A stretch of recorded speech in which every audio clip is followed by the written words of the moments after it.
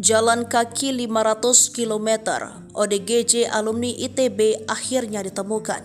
Raut wajah bahagia dipancarkan Enoh Nugraha 46 tahun. ODGJ alumni ITB saat bertemu dengan teman-teman satu angkatan di jurusan Teknik Kelautan ITB Angkatan 1997 pada Jumat 10 November 2023. Pelansir dari tribunjateng.com, Enoh Nugraha ditemui 3 sahabatnya yang rela berangkat dari Bandung menuju Kudus untuk menjemputnya.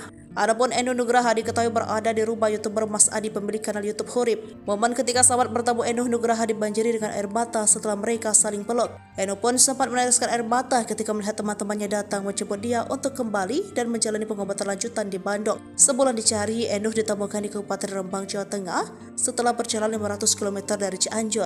YouTuber Mas Adi pemilik kanal YouTube Sinau Hurib Jumat 9 November 2023 menguak momen pertemuan kembali dengan Enoh Nugraha. Begitu bahagianya Mas Adi bisa bertatap muka kembali dengan Enoh Nugraha ODGJ alumni ITB yang sempat dibantunya tersebut. Mas Adi langsung membawa Enoh Nugraha untuk tinggal di rumahnya sebelum dijemput rekan satu angkatan di ITB.